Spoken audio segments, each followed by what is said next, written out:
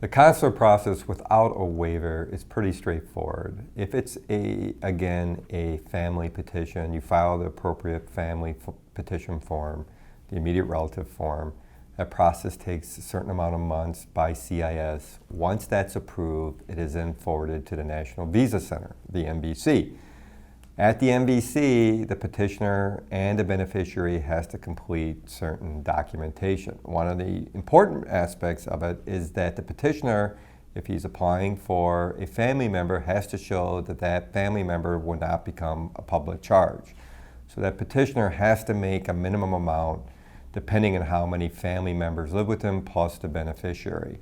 So for example, if it is a single person applying for a wife who's living abroad, that single person has to make $19,612 per year to be eligible. That's 125% over the minimum poverty guidelines.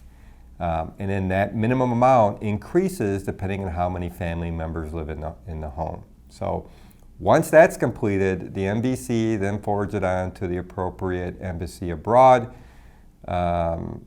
The beneficiary will have to bring with him or her, if it has not already been done so,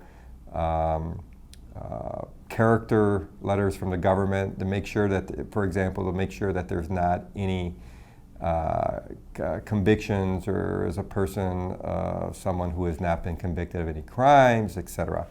And then at the interview, the husband cannot attend it, cannot be in the same room.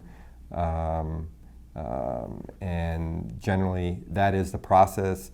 It's quite complicated. It's very paper intensive. I highly would recommend all to contact an experienced immigration attorney.